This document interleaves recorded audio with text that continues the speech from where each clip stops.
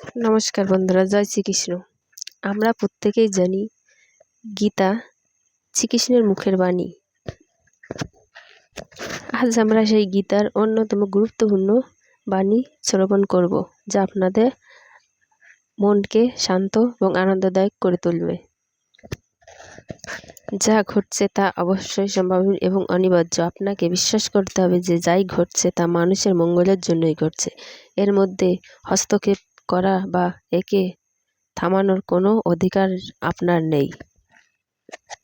ভগবদ গীতা আপনাকে শুধু ফলের চিন্তা না করে কর্ম করে যাওয়ার অনুমতি দেয়। কর্মফলের উপর আপনার কোনো দাবি নেই। আত্মা অমর, একে ধ্বংস করা যায় না।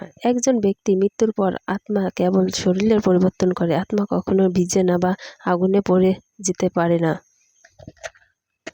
খালি হাতে আপনি জন্মেছিলেন এবং সেই অবস্থাতে আপনি এই পৃথিবী ছেড়ে চলে যাবেন। মৃত্যুর পর আপনি আপনার সাথে কোনো পার্থিব সম্পদ বয়ে নিয়ে যেতে পারবেন না।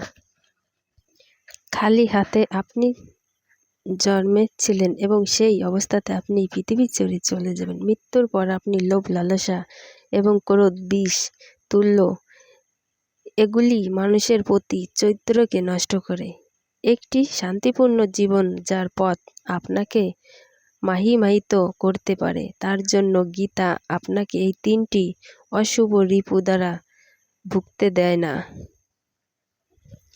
আপনি সন্দেহ ত্যাগ না করলে মানসিক শান্তি পাওয়ার কথা আশা করতে পারবেন না। প্রতিটি ব্যক্তি নিজের ভিতর থেকেই অনুপ্রেরণা নিয়ে থাকে, কারণ সে নিজের পরম বন্ধু বা শত্রু। সে নিজেই নিজের চিন্তা ও ধারণা থেকে বহল পরিমাপে প্রবাহিত হয়ে থাকে, সেই অনুযায়ী কর্ম করে থাকে। আপনার কর্ম ঈশ্বর দ্বারা যত পর্যন্ত বিচার করা হবে, মৃত্যুর পর আপনার কর্মের জন্য আপনাকে দণ্ড বা পুরস্কার পেতে হবে। বিচার কেবলমাত্র মৃত্যুর পরে সম্পূর্ণ হবে এবং এটি মৃত ব্যক্তির শেষ পরিণতি নির্ধারণ করবে। আপনার কর্ম ঈশ্বর দ্বারা যত বিচার করা হবে, মৃত্যুর পর আপনার কর্মের জন্য আপনাকে দণ্ড বা পুরস্কার পেতে হতে পারে।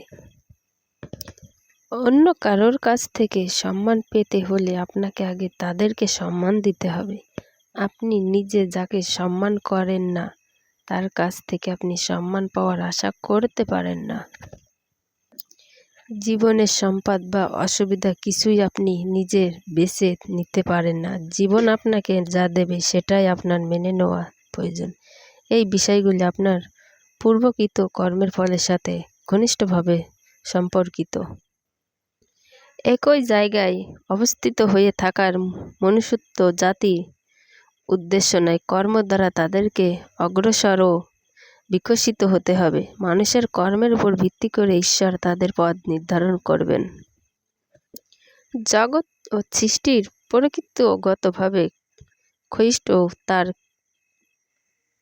ফলে এক না এক দিন উভয়ের অন্তর আসবে। পূর্ব নির্ধারিত দিন বা সময়ের পরিসমাপ্তির সাথে মিলিত হওয়া থেকে আপনি তাদের আটকাতে পারবেন না।